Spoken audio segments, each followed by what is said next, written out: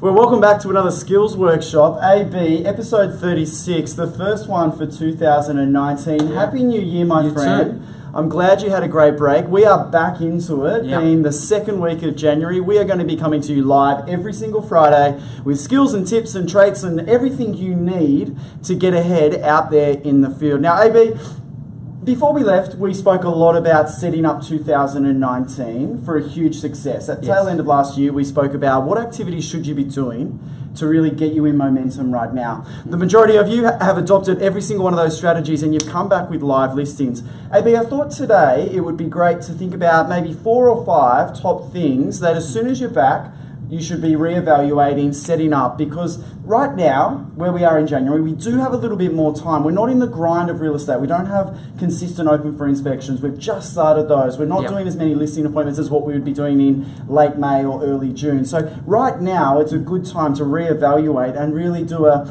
extreme makeover on yourself. Now, I know that you were a big adopter of that, of breaking down every system and process every 12 months to make sure you're top of mind and it was seamless and really effective out in the field. Yes, absolutely. I mean, the new year is like drawing a line in the sand, and there's a sense of new business energy as well. So, and that's also going to be followed through by your buyers, because buyers have had that forced break over the last few weeks where there really hasn't been much, if any property to look at. So already last Saturday, some agents were opening properties for inspection and sensing a high degree of urgency and better quality numbers, and we do expect the same tomorrow as well. So as an agent, great time to reset, great time to adopt that new business energy, not dissimilar to, an expired listing when you do take it over.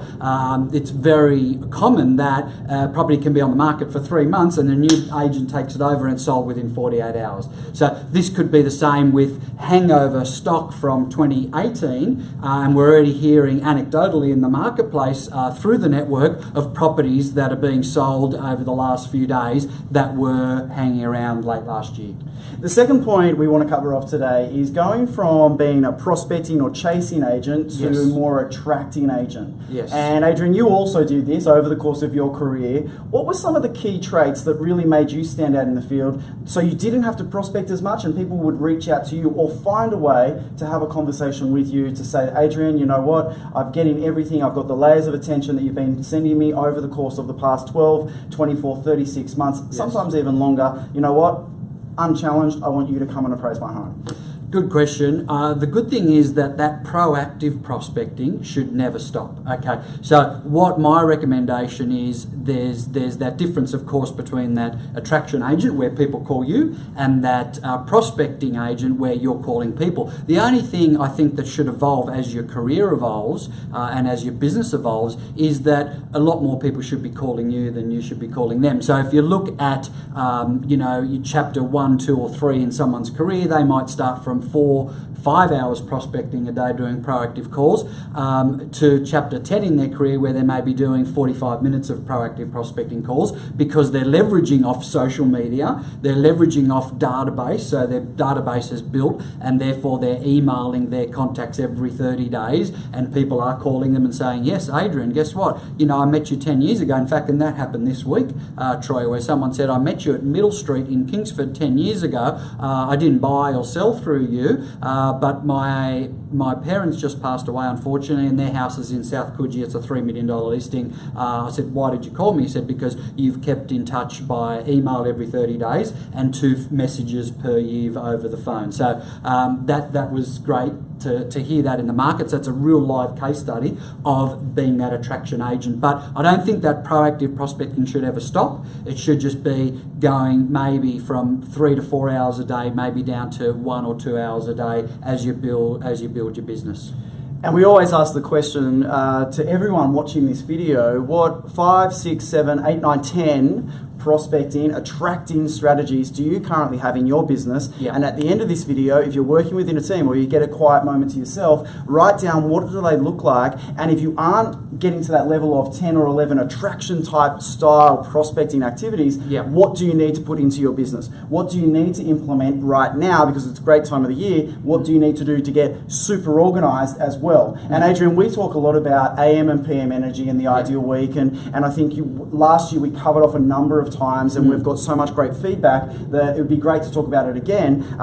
Prospecting in the morning, those administration, really operational, driving revenue activities in the office in the morning, 2 to 4 hours is easy if you chunk it down. Absolutely. So it doesn't have to be the marathon of 4 hours on the phone. You can go half-hour chunks and do multiple activities, especially if you've got those 9 or 10, 11 layers of attraction. Yeah, absolutely. And if you don't know where to start, and 10 or 11 layers is a lot, but if you don't know where to start, I'd look at the following buckets or layers, whatever you want to call it. One should definitely be your past clients. Okay, so that should be a major strategy, and that's an easing, nurturing process. It's an email every 30 days and 2 phone calls a year. That's as complicated as it needs to get.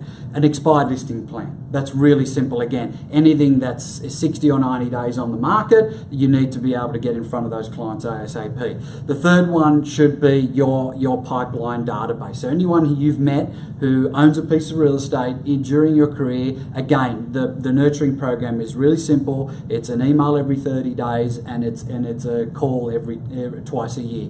The fourth one should be anyone who is a hot seller. So anyone you've met in the last 30 days who you know will sign an agency agreement with someone, you need to be contacting them daily, whether it's via text, email or SMS. And the last one, if you get stuck, is buyers. You need to have a hot buyer list. So anyone that's either put a bid on a property or underbid an auction or bid unconditionally or made an offer unconditionally, they should be part of your plan. So if you don't know where to start, those 5 are a really good starting point. There are others like social media, letterbox drops. There's a whole bunch of stuff you can do. Cold calling, just listed, just sold. Current vendors as well. Great call prospecting. Those that have come back with listings, why don't you prospect those even better than what they are? So without even thinking about it, we have got just to 8 then. You start counting those up. Yeah. That's 8 for you. And a lot of it, Adrian, there is small or low cost barriers to entry. Yes. And we mentioned that on $1 Million Agent only yesterday when we went live with an episode, was a lot of the activities to go from prospecting to attracting and becoming super and hyper organized in 2019. It doesn't cost a lot. Yeah. It's actually just having a focus to deliver on those results and make sure that the priority is there is always be proactive prospecting, as you just said before. Yes. Leading straight into social, I think this year more than ever, it's an amazing opportunity for the McGrath team to become the leaders in social. Absolutely. Right? We've seen a number of amazing agents in our business go to the next level by just having the presence in social. Yes. Most of the other agencies right now in Australia are adopting that strategy. Most of them around the world. They're starting to see a lot more activity come through on social. So the time is right for everyone to develop a plan, frequency of contact, what the communication is. Are we always adding value? And then layering that with video as the final point, I think will take everyone from mastering or just being excellent at it to mastery in 2019. Absolutely. I'd be doubling down on social from this year onwards. I mean, the new currency is attention. Okay, so every major brand on the planet is looking to gain people's attention. And the stats are out that the average person is focused on their mobile phone, mostly social, between 6 and 8 hours a day,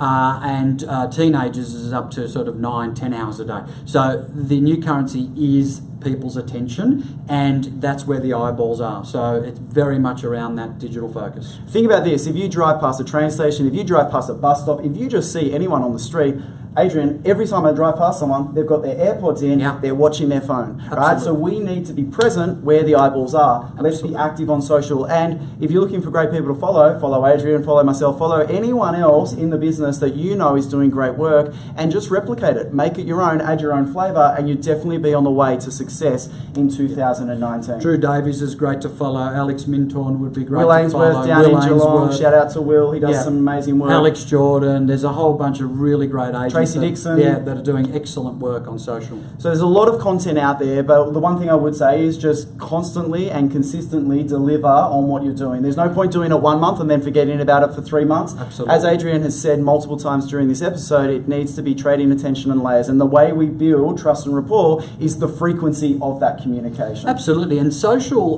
promotion only complements the more traditional means of promotion. So it doesn't work just in isolation. But if you're doing great social content, in addition to your letterbox drops or your DLs, plus your nice sold stickers, your signboards, your prospecting, cold calling, then that's when it's all amplified. Guys, we have covered off 5 quick hacks to see super growth in 2019. We hope you've enjoyed listening and watching episode number 36 of the Skills Workshop. We are going to continue the Skills Workshop until they turn off the plug, until they stop us. Keep sending your questions through. We love to hear the feedback. We love to hear the questions. We want to make it as relevant as possible for you to take the skills and put them implemented into your business straight away. Until next Friday, looking forward to seeing you all around the grounds. Kickstart is coming up. Sydney, the 7th of February. If you haven't RSVP'd yet, please do so. Melbourne, the 12th, and then we're going to Brisbane on Valentine's Day on the 14th of February. So keep an eye out for those placeholders. If you haven't RSVP'd, make sure you do it as soon as possible. They're going to be big. They're going to be amazing. There's going to be a lot of cool announcements made over those Kickstart events throughout some New great South Wales, new marketing Queensland, initiatives, and Victoria. So yeah, to nail it, amazing marketing initiatives that are going to be launched during that period. So please send through questions. Adrian Bo at mcgrath.com.au, Troy Malcolm at mcgrath.com.au. Looking forward to seeing you again next week for episode 37. Enjoy the weekend and see you around the grounds. Have a great year, everyone.